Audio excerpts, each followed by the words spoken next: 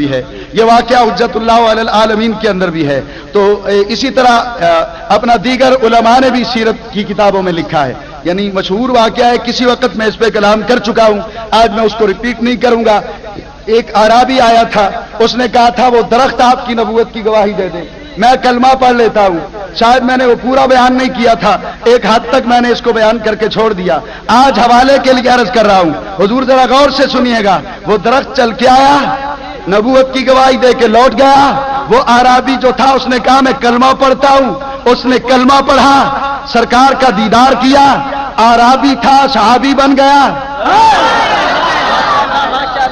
حالت اعرابی کے اندر نہیں، حالت صحابی کے، جب وہ صحابی بنا اب اس نے کیا کہا، حضور میں نے آپ کے حکم پر درخت کو چل کے آتے دیکھا، آپ کے حکم پر درخت بے نطق کو بولتے دیکھا، حضور میرا جی چاہتا ہے میں آپ کو سجدہ کروں، آپ کو سجدہ کروں۔ تو نبی علیہ السلام نے کہا اللہ کے سوا کسی اور کو سجدہ کرنا حرام ہے، شرک ہے، ناجائز ہے، وہ مجھے سجدہ نہیں کر سکتا، سجدہ صرف اللہ کو کرنا ہے۔ کہا حضور سجدہ اگر صرف اللہ کو کرنا ہے ذرا پاؤں آگے کیجئے۔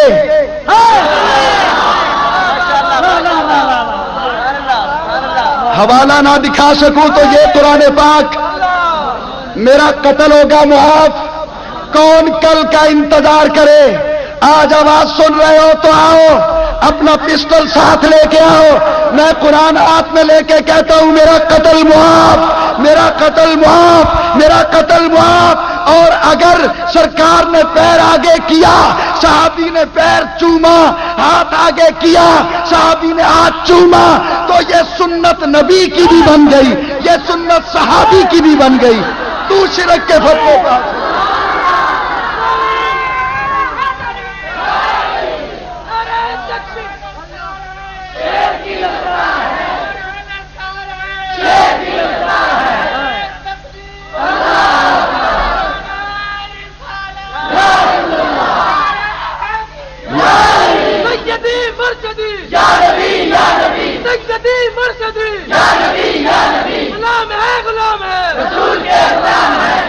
اسی طرح اٹھا مشکات اور پڑھ وفد عبد القیس کا واقعہ۔ وفد عبد القیس کے لوگ آئے مدینہ، سرکار مسجد نبوی کے صحن میں کھڑے تھے۔ راوی کہتا ہے کہ ہم نے دیکھا آنے والے جلدی جلدی اپنی سواریوں سے اترے اور بھاگتے ہوئے صحن مسجد میں گئے۔ وہ کہتے ہیں فَنُقُبِّلَ يَدَ رَسُولُ اللَّهِ صلی اللہ علیہ وسلم وَرِجْلَهُ، ہم بھاگتے گئے، جا کر ہم نے سرکار کے پاؤں بھی چومے، سرکار کے ہاتھ بھی چومے۔ شرک ہوتا تو نبی روکتا، جب نبی نے نہیں روکا تو کون ہوتا ہے روکنے والا؟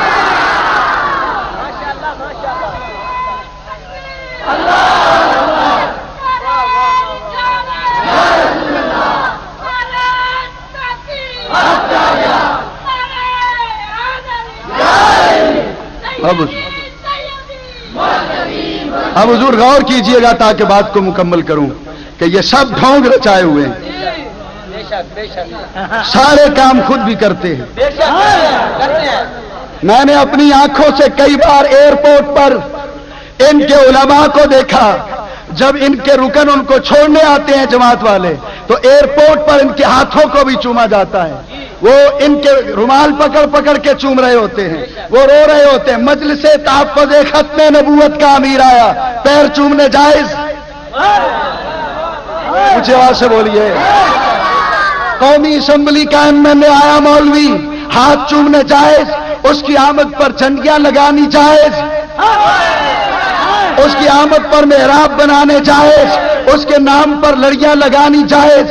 اس کے نام پر اپنا یہ سٹیج بنانے جائز؟ اس کے نام پر لاؤڈ سپیکر لگانا جائز؟ اس کے نام پہ جلسہ کرنا جائز؟ اگر یہ جلسہ بدعت ہے تو اسمبلی کے کس ممبر کی آمد پر نبی نے جلسہ کروایا تھا؟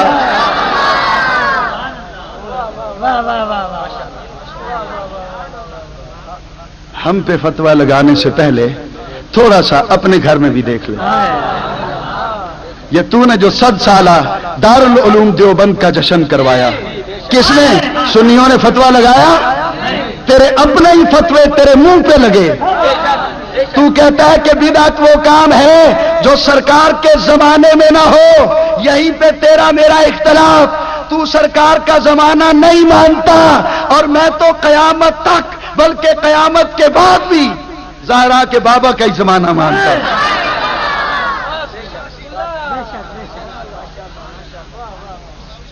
اگر سرکار کا زمانہ ہی نہیں رہا تو ختم نبوت پہ جھگڑا کس لیے کر رہا ہے؟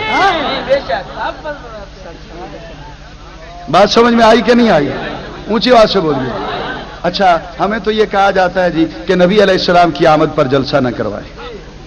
ٹھیک ہے، آپ اپنے مدرسے میں جلسہ کرواتے ہیں، سیرت النبی کے اشتہار شائع کرواتے ہیں، آپ خیر البشر کانفرنس کے اشتہار شائع کراتے ہیں۔ میرے شہر کے لوگ ہیں وہ ساقی کوثر، ساقی کوثر۔ ساقی وہ ہوتا ہے جو اپنی مرضی سے جس کو چاہے جتنا چاہے جام بھر کے پلا دے۔ ٹھیک ہے نا جی؟ یہ گلاس ہے نا، اونچی آواز سے بولیے، یہ اگر حاجی صاحب کا ہے اور حاجی صاحب میرے ساتھی ہیں تو یہ جتنا چاہیں بھریں، جتنی میری طلب ہو کر دیں۔ کوئی انکار کر سکتا ہے؟ بند کرو یار، سن نہیں رہے ہو۔ کوئی انکار کر سکتا ہے؟ اونچی آواز سے بولیے۔ تو یہ پانی تو یہاں سے مل جائے گا نا۔ مولوی جس نبی کے اختیار کا تو انکار کرتا ہے، رب تجھ سے ساقی کوثر کانفرنس کا اشتہار شائع کرواتا ہے۔ یہاں کا پانی تو جو چاہے جس کو چاہے جتنا چاہے جب چاہے دے سکتا ہے، اور کوثر تو وہ تقسیم کر سکتا ہے نا جس کا اس جہان میں بھی اختیار ہو۔ تو عقل کا علاج کرا، جو اس جہان میں اختیار رکھتا ہے اس جہان میں اختیار نہیں رکھتا۔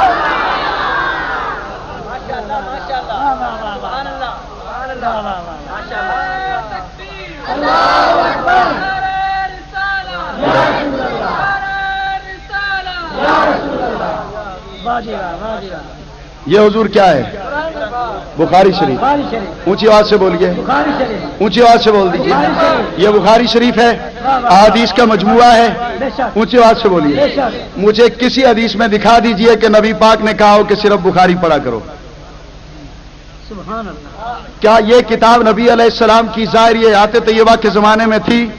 صدیق اکبر کے دور میں تھی، عثمان غنی کے دور میں تھی، حضرت علی کے دور میں تھی، امام حسن کے دور میں، امام حسین کے دور میں، امیر معاویہ کے دور میں، تیرے یزید کی دور میں؟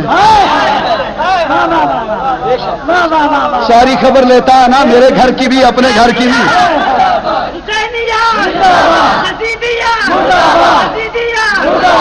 تو یہ کتاب نہیں تھی، آ گیا تابعین کی دور میں نہیں، تبا تابعین کے امام اعظم اس دنیا سے تشریف لے گئے، پھر کہیں جا کے امام بخاری پیدا ہوئے، 200 برس کے بعد یہ کتاب مرتب ہوئی، 200 برس کے بعد۔ یہ بدعت ہے کہ نہیں؟ اور اونچی آواز سے بولیے۔ مولانا ہم پہ تو فتویٰ ہے ہی، یہ مسجد آپ کی بھی ہے نا، اس مسجد کی اپنا غربی دیوار میں محراب ہے، بولیے اونچی آواز سے بولیے۔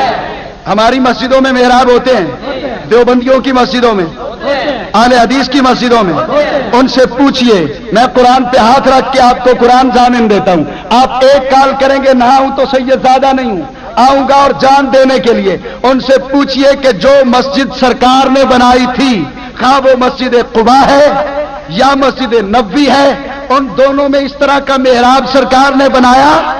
صدیق اکبر نے بنایا، عمر فاروق نے بنایا، عثمان غنی نے بنایا، مولا علی نے بنایا، امام حسن نے بنایا، امیر معاویہ نے بنایا، امام حسین نے بنایا؟ اگر کر دے ثابت میرا قتل معاف، جو کام نبی نے نہیں کیا کیوں بناتا ہے محراب؟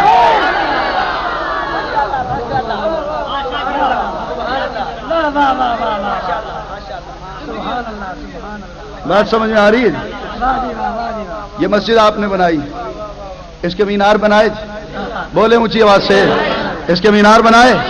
سرکار نے مسجد نبوی کے مینار بنائے ہوں پر حدیث، صدیق اکبر نے بنائے ہوں حدیث پر، عمر فاروق نے بنائے ہوں روایت پر، حضرت عثمان غنی نے مینار بنائے ہوں روایت پر، حضرت علی نے بنائے ہوں کتاب کا حوالہ دے، امام حسن نے بنائے ہوں کسی مجہول کسی مستور الحال راوی کو پڑھ، نہیں کوئی موضوع کذاب دجال جھوٹا راوی کوئی تو پڑھ، کوئی تو روایت نہ کہ حضرت امیر معاویہ نے بنائے ہو، نہیں بنائے، امام حسین نے نہیں بنائے، یہ بنائے حجاج بن یوسف نے، اونچی آواز سے بولے، یہ بنائے حجاج بن یوسف نے، حجاج بن یوسف جو صحابہ کا قاتل، اونچی آواز سے بولے، سعید بن جبیر کو رضی اللہ تعالیٰ عنہ، سعید بن جبیر کو بغیر کسی جرم کے اپنے دربار میں لٹا کے اس ظالم نے چھری سے ذبح کر دیا۔ اسی طرح اور کتنے نبی کے جانثاروں پر اس نے ظلم کے پہاڑ توڑے۔ ایک ظالم و سفاک بادشاہ اگر مسجد کے مینار بنائے تو یہ بدعت بھی نہ ہو، اور اس پہ آج تک تو بھی عمل کرے اور میں بھی، اگر کوئی بادشاہ میلاد شروع کروا دے تو تیرا ہاضمہ بگڑنے لگتا ہے۔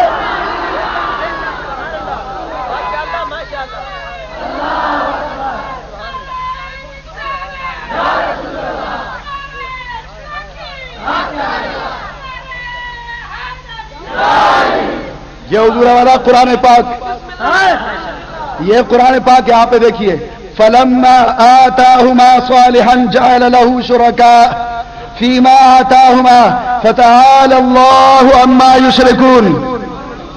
یہ دیکھیے فَلَمَّا، فا کے اوپر زبر، لام کے اوپر زبر، میم کے اوپر شد، شد کے اوپر زبر، آگے اس کے الف، آگے پھر الف کے اوپر کھڑا زبر، پھر تا کے اوپر کھڑا زبر، ہاں کے اوپر پیش، میم کے اوپر زبر ساتھ الف، فلما آتاہما صالحا، زبر الف ساتھ، لام کے نیچے زیر، ہاں کے اوپر تنوین ساتھ اس کے زبر، یہ زبر، یہ زیر، یہ پیش، یہ جزم، یہ شد، یہ مد، یہ کس نے لگائے؟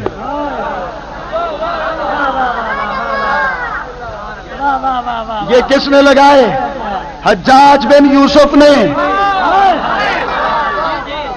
کس نے لگائے؟ اونچی آواز سے بولے، حجاج بن یوسف نے، حجاج بن یوسف نے۔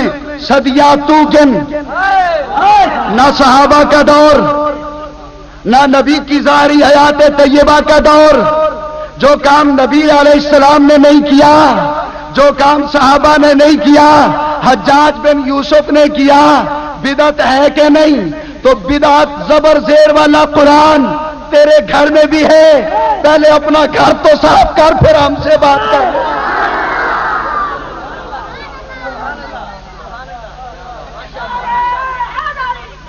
کسی ایسے ہی آدمی نے سوال کیا کہ جی یہ کام بدعت ہے جو آپ کر رہے ہیں، یہ آپ باقی تو ٹھیک کر رہے ہیں، ذکر رسول کر رہے ہیں، قرآن پاک پڑھ رہے ہیں، یہ ٹیبل پہ پھول رکھنا یہ تو بدعت ہے۔ اس سے پوچھ لیا بدعت کہتے کس کو ہے؟ جو چیز سرکار کے زمانے کے بعد پیدا ہو وہ بدعت ہوتی ہے، حکم کیا ہے؟ وہ حرام ہوتی ہے۔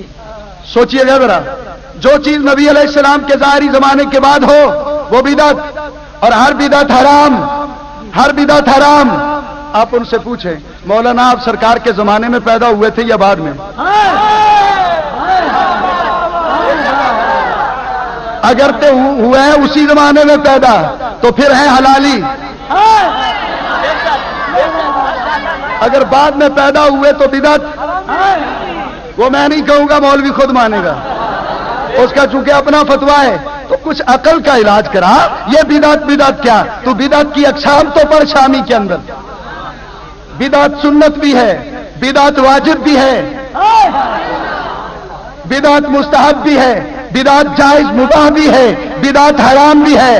وہ بدعت حرام ہے جو قرآن و سنت کے خلاف ہو۔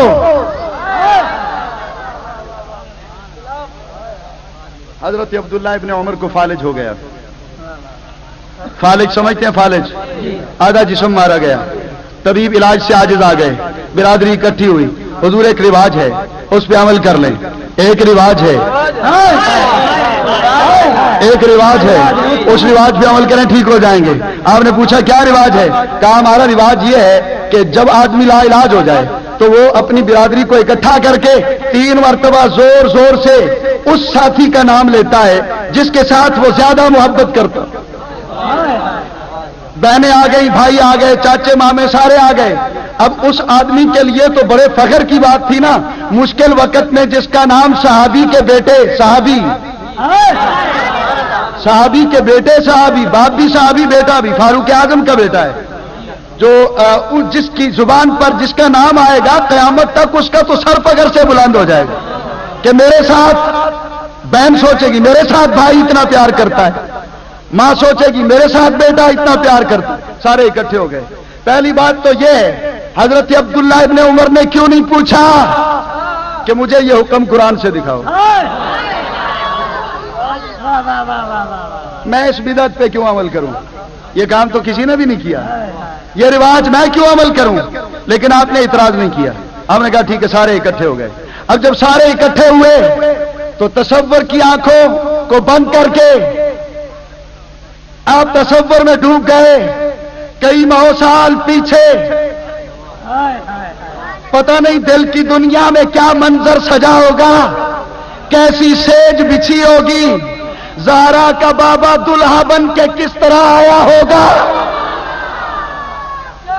وہ تصور کا منظر، وہ محبت کی بات، آنکھیں بند کی، ہونٹ کپ کپانے لگے، آنکھوں کا پلکوں کا حلقہ توڑ کر آنسوؤں کے قطرے ڈھلکنے لگے، تو جب منہ کھلا حلق سے آواز نکلی، نہ ماں نہ باپ نہ بھائی نہ بہن نہ چچا نہ ماما، تو 3 بار زور سے پکارا، یا محمد